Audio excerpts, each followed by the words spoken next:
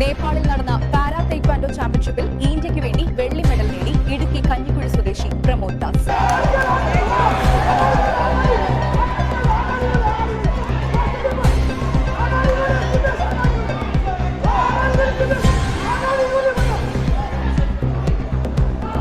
December ആദ്യവാരം നേപ്പാളിൽ വെച്ച് നടന്ന 13ാമത് കൊറിയൻ അംബാസിഡർ അന്താരാഷ്ട്ര ഓപ്പൺ ചാമ്പ്യൻഷിപ്പിൽ പാരാ തായ്ക്കൊണ്ടോ വിഭാഗത്തിൽ വെള്ളി മെഡൽ നേടി ഇടുക്കി കഞ്ഞിക്കുഴി സ്വദേശിയായ പ്രമോദ് ദാസ്.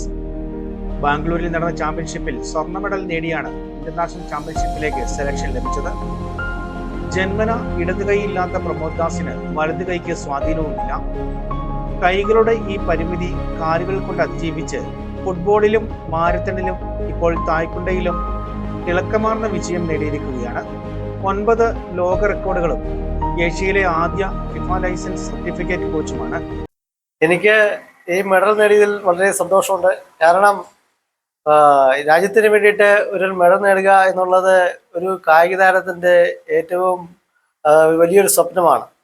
ആ നേട്ടത്തിന് പിന്നിലുണ്ടായ കഠിന പ്രയത്നത്തിലൂടെയും പ്രത്യേകിച്ചും എൻ്റെ കായിക അധ്യാപകനായ പരിശീലകനായ പോൾ മാഷിൻ്റെയും പ്രയത്നം കൊണ്ടും വളരെയധികം ബുദ്ധിമുട്ടുകൾ നേരിട്ടാണ് എന്നെ പഠിപ്പിക്കുന്നത്. കാരണം മറ്റുള്ള കുട്ടികളെക്കാളും വിഭിന്നമായിട്ടുള്ള ഒരു സാഹചര്യത്തിലായതിനാൽ കഠിന പ്രയത്നത്തിലൂടെയാണ് എന്നെ പഠിപ്പിക്കാൻ മാഷയുടെ സഹായം ലഭിക്കുന്നത്.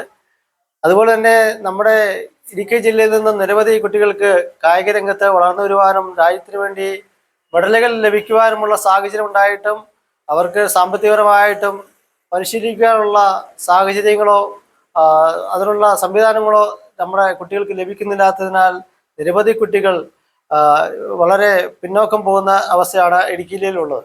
അതിനുവേണ്ട സൗകര്യങ്ങളും പ്രോത്സാഹനങ്ങളും നൽകിയാൽ വീണ്ടും നമ്മുടെ ഇടുക്കി ജില്ലയിൽ നിന്നും നിരവധി അന്തർദേശീയ താരങ്ങളെ വാർത്തെടുക്കുവാൻ നമുക്ക് സാധിക്കും.